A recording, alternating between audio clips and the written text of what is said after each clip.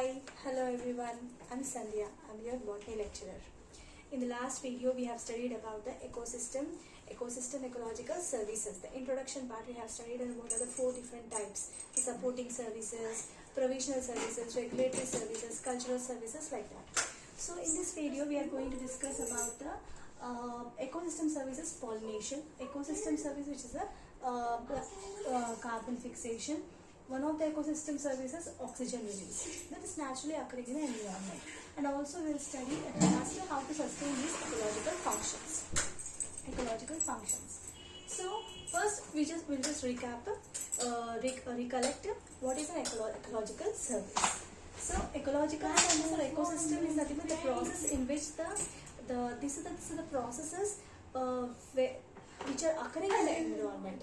As a part of the natural resource, and that we are taking it for granted. Like for example, clean air, fresh water, timber, habitat for fisheries, pollination for native and agriculture products, and all pharmaceutical processes, food, timber. These are all occurring in the environment naturally. These are the natural resources. So these are the natural resources which are occurring naturally. They are occurring and we are getting benefited, and they're free of cost, but we are taking for granted. And instead of using them in a proper way and conserving them, we are harming them. We are causing damage to them. So this shouldn't be happening. So in detail, we are going to study about the pollination. First, pollination. What is pollination? Pollination is nothing but the transfer of pollen grains from one flower to another flower, maybe of the same plant or of the another flower. This pollination also plays a very, very, very important role, because that particular thing is the basis for sexual reproduction in plants, isn't it? If the transfer takes place, then only the fertilization takes place, then only the seeds will be formed, and the reproduction in plants is going to take place sexually. So that plays a very, very important role. But when we talk about pollen, we always think about allergies. But no, pollination is a very, very important process. It plays a vital role. The major pollinator in the environment is the honeybee. Honeybee. And here what is happening, these days, because of the human induced activities, the pollinators are declining, they are diminishing because of so many activities, because of population increasing, the pollution increasing, because of the radiation of the cell towers.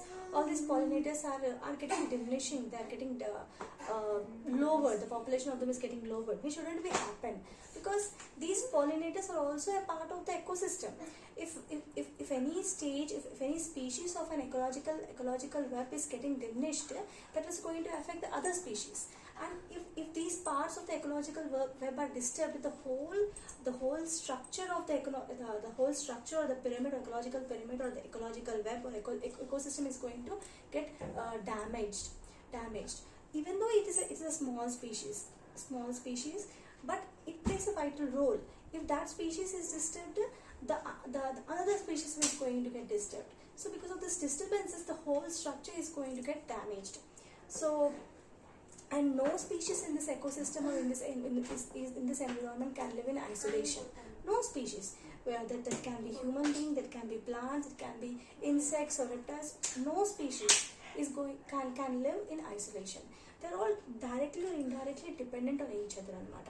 Then so what is happening? This pollination is also important for a healthy ecosystem. What is happening in California in US?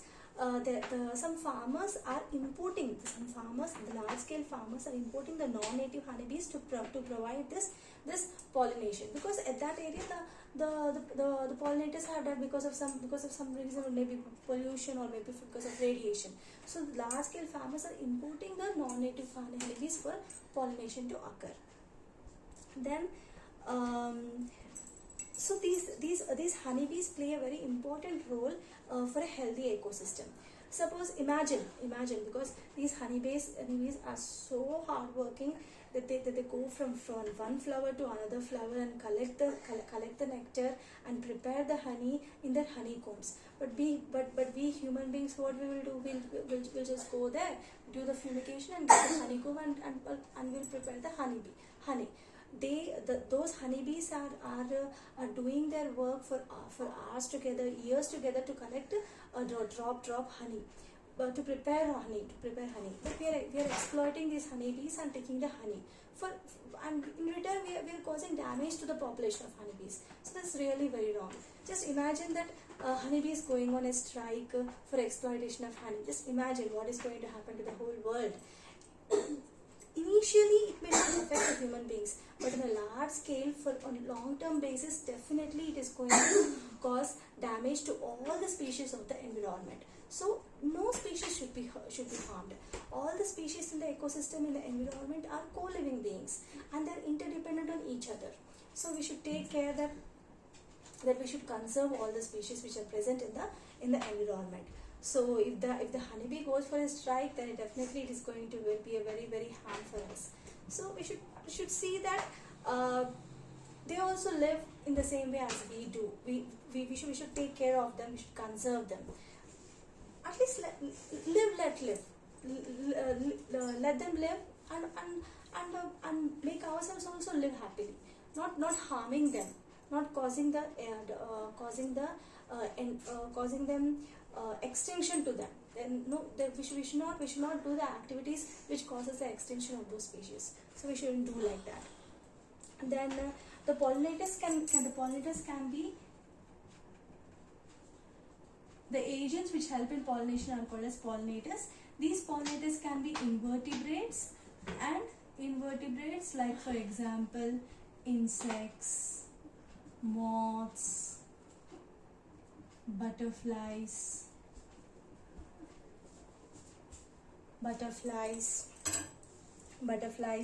beetles. All these are the invertebrate pollinators. Coming on to vertebrate pollinators.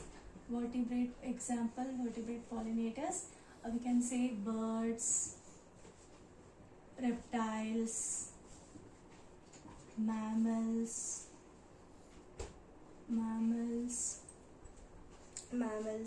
All these are the vertebrate pollinators. So each and every species is special and very important in the ecological web. So one of the greatest threat which is happening to these pollinators is the habitat destruction. What is happening, because of the increasing population of the human beings, we are occupying the space of other living beings. We are occupying the space of other species. We are disrupting their habitat.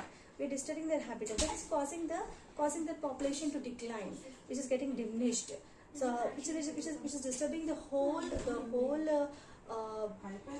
cycle of the ecological web. So this shouldn't happen. The habitat destruction, it shouldn't happen. When people convert the wild lands for domestic uses, the food and nesting requirements of many pollinators are disrupted. So this shouldn't occur. And one more reason is that the usage of pesticides. Overspraying of pesticides has been done. Because of this overspraying, the pollinators are getting died, they're getting diminished, which shouldn't happen. So this particular avoidance of overspray, the changes in the type and timing of pesticides used can reduce the threat which is happening to pollinators. So we should take care of them. This is about the pollination. And also, how can we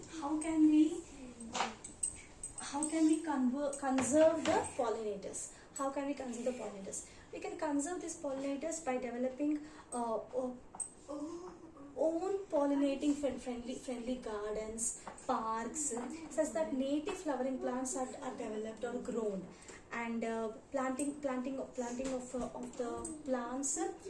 the plants which are having the native flowers, and also developing the local clubs or school groups. Developing and encouraging local clubs or school groups to build the artificial habitats such as butterfly gardens, bee boards and bee boxes. So these artificial habitats also we can develop. We can develop the natural gardens and parks also we can develop by planting more and more native flowering plants, and also reducing the usage of pesticides. Then overspraying of the pesticides. the farmers, the agriculturists should be warned not to use the artificial pesticides or artificial fertilizers or pesticides, which is going to harm the pollinators. So to avoid such type of things, we can use the natural ones. Natural ones we can use, and also the government agencies and the local bodies also should take care in such a way that wild pollinators population increases much, and they should develop some techniques. So they should develop some techniques such that the native pollinator species are developed and they are grown for crop pollination. So these are the measures which should be taken to protect the pollinators. That is about the first ecosystem service. Now coming on to the ecosystem service of carbon fixation. Carbon fixation means whatever the atmospheric carbon dioxide is being introduced into the living organisms. This is mainly done by the trees, plants. Plants are the main sources to fix the carbon dioxide, to fix the carbon. Trees and also the planktons. The planktons are also the main resources to fix the carbon. Then the main chemical flow between the forest and the atmosphere is the exchange of carbon dioxide and oxygen by the carbon and oxygen through a process called as photosynthesis. So the trees play an important role in carbon fixation. Trees means we can say forest, and we can also say planktons also. They play a very important role in the carbon fixation. Then so how are these organisms, trees, planktons fixing the carbon? By a process known as photosynthesis. So what is happening in the photosynthesis? Exchange of gases is taking place. Exchange of carbon dioxide and oxygen is taking place. That is, the trees are absorbing the carbon dioxide and releasing the oxygen. So like this, by the photosynthesis process, the chemical flow is occurring and the dynamic flow is occurring. The dynamic equilibrium is occurring between the carbon dioxide and oxygen in the atmosphere. So these play a very important role. And also the concentration of the carbon dioxide also is maintained by the trees. It is maintained by the trees. So by the fixation of the carbon, what is happening? They are incorporated into the plant body, and they're producing the organic matter. So for the formation of the organic matter, the carbon fixation is very important. This is mainly done by the trees and planktons. Then and what happens if there is any disturbances? If there is any if any gas is an over concentration, like for example carbon dioxide and carbon monoxide is an over concentration. What is happening? The overheating of the earth is occurring. So that overheating is going to disturb the natural ecosystem. So this natural ecosystem will be stabilized, will be in a stable condition only. The natural ecosystem will be in a stable. It is going to stabilize the climate and it is going to reduce the overheating. So Earth, so how this natural system is going to reduce the overheating? Overheating means it is done by the trees only. So if you plant more and more trees, the natural system is going to stabilize the climate and also reduce the overheating. But what is happening? The human beings are cutting down the trees. They're cutting down the trees. They're converting the forest into for domestic use, for the construction of houses and industries like that, which is making the imbalance of the carbon dioxide and oxygen in the atmosphere. There are no trees. Means there, if a place in a place if the trees are very less. In a place if the trees are very less, what happens? The concentration of the carbon dioxide is increasing because no absorption of carbon dioxide. If trees are there, the absorption of carbon dioxide is going to take place, but no absorption of carbon dioxide. And trees are cut down. At the same time, the vehicles are emitting the emission of the carbon dioxide by the vehicles is also occurring. If suppose emission of the carbon dioxide is there, if trees are there, they are going to absorb. But emission is being more, the trees are cut down, there is increase in the concentration of carbon dioxide, which is causing the overheating of the atmosphere, which is causing the global warming, which is the global threat. Nowadays we are in the seas, like we are suffering from global warming, which is nothing but the overheating of the climate. and climate. So the only thing which we can do is afforestation. Afforestation is the only thing. Afforestation is the only thing which we can do to control the global warming. To plant more and more trees. To plant more and more trees. Planting more and more trees is the only solution for global warming. But if global warming occurs, if it increases, what happens? The natural ice caps are going to melt. It may lead to floods. It may lead to the eruption of the volcanoes. The whole ecosystem or the whole environment, the biosphere may get damaged. So we should take care not to increase this particular global warming. The only thing is afforestation. Afforestation. And the only thing is the afforestation. And these forests, the Amazon rainforest, the forests are the lungs of the earth. So if we destroy that particular forest, then definitely the lungs will be destroyed. If the lungs are damaged, the human being is going to die. So in the same way, if we destroy the forest, not only we human beings, the whole biosphere is going to get damaged. So forests are the lungs of the earth. And mainly the largest forests are what? The Amazon forest. So Amazon forest, the rainforests are the majorly they form the important part of the lungs of the world. Then coming on to ecosystem service, oxygen release.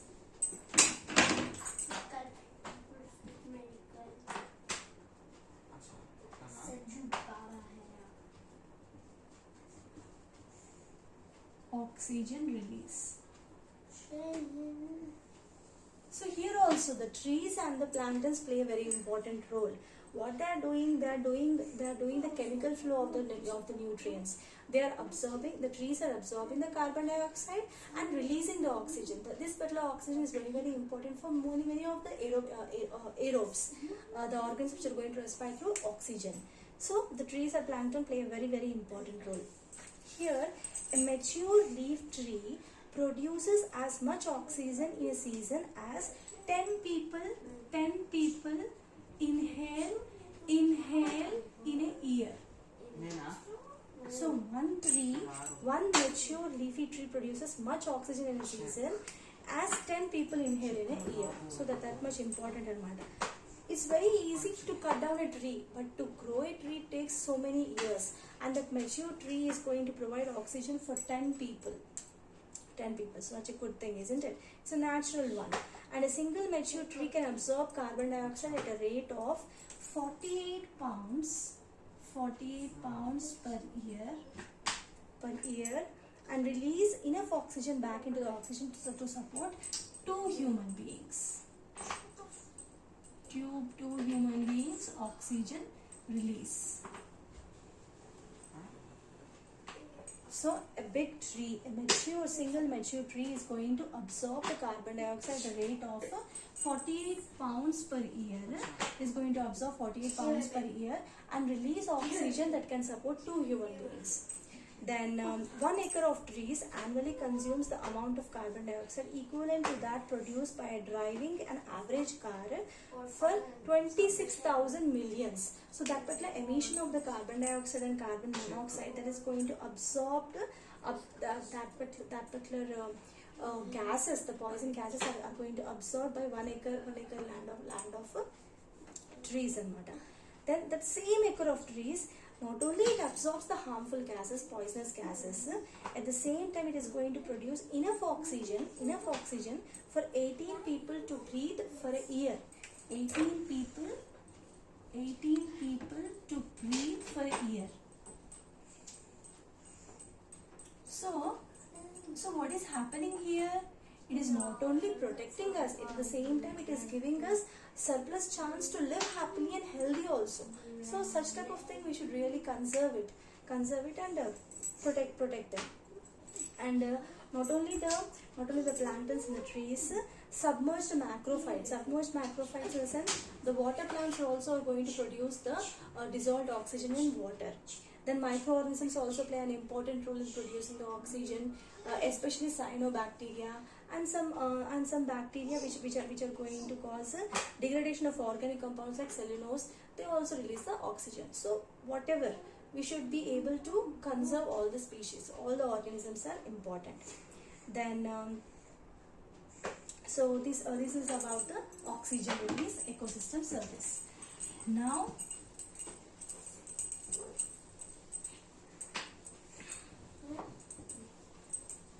Now going on to the other topic, how to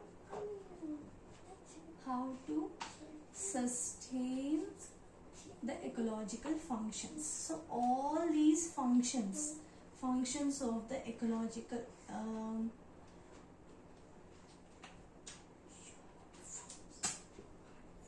functions of the ecosystem, functions of the ecosystem, then the functions of the environment, how to sustain them, how to keep them conserved, how to save them and give to our future generations, like that, so that they can also live happily. At least not happily, to live in a normal conditions. We have no right to spoil the normal conditions, okay? And if you spoil the normal conditions, the other diseases are going to occur. So at least we take some responsibility to conserve these particular resources and give normal life to the future generations, not only to the human beings, to other species also. So we should be able to produce a sustainable development.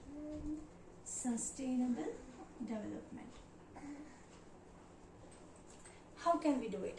First and foremost thing is that we should cultivate the practices in our day-to-day life, and also we should be able to protect the ecological functions which are happening in ecosystem, in the biosphere, and we should protect them from the contemporary threats, and also we have to choose the products which are eco-friendly, which are not going to harm the environment, eco-friendly, which are going to conserve the resources. Like for example, plastic. Try to avoid the plastic.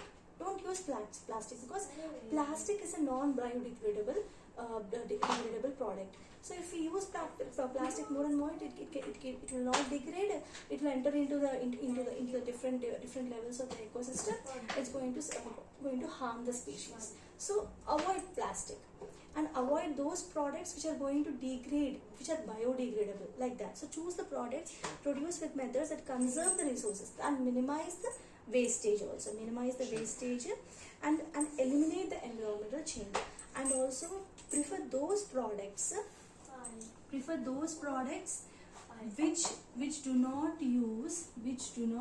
are eco-friendly. First one is eco-friendly products which you have to use, and choose those products which are produced without the usage of pesticides, without the usage of pesticides, or minimizing the usage of the artificial fertilizers. So prefer those products only. Then reduce the consumption and waste production. Yes, reduce the consumption. Like take for example, reduce the consumption of petrol, reduce the consumption of fuels, different fuels. Reduce the consumption, and also reduce the consumption and minimize the waste production. Minimize the waste production. Take for example paper. You conserve the paper. Don't use much paper, like that. So reduce the consumption and waste production.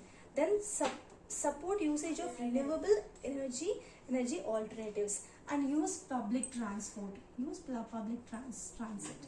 Use the public transit. Use the public transit, like transit, cycle, or walk, such that it is going to save the fuel. At the same time, it is going to give health benefits also.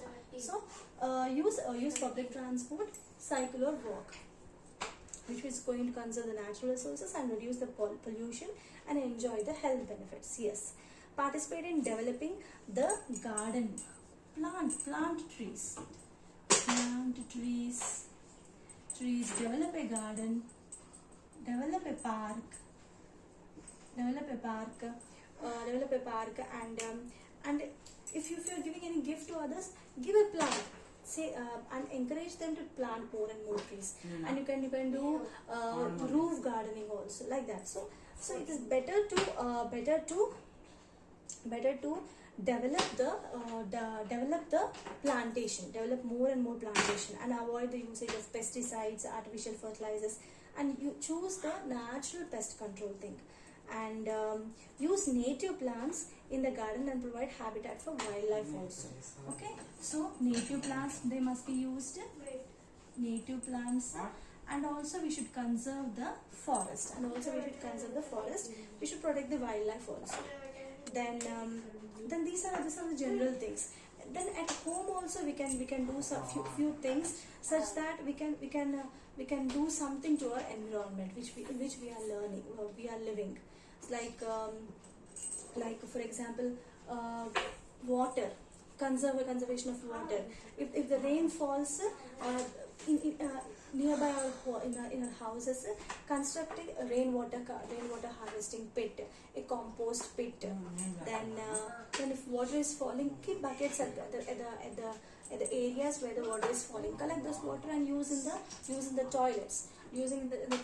And also in kitchen also we use so much of water for washing, for cleaning, all those things. So just for washing also we use that water. Instead of throwing it into the sink, in the sewage, we can use that water without the detergents and all those things. That water, instead of throwing in the sewage, we can use it for the plants, like the water which we use for cleaning the vegetables, for some utensils, just we wash them with water. So those water, instead of throwing it in the sewage, if we use it for the plant, it is good.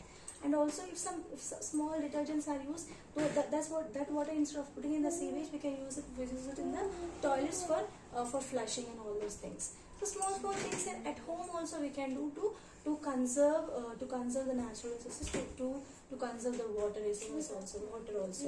Then developing a garden at her home, planting trees, planting small flowering plants, then roof gardening, growing trees, growing plants which give us flowers and vegetables, such that first no need to go outside and buy vegetables, like that.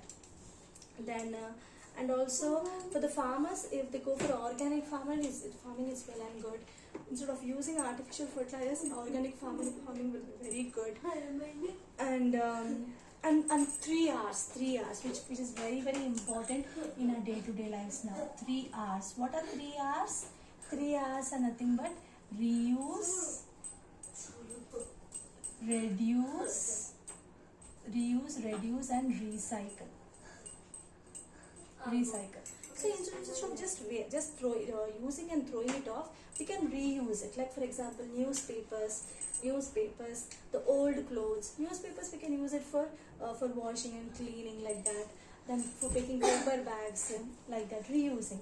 Then reducing the consumption of electricity.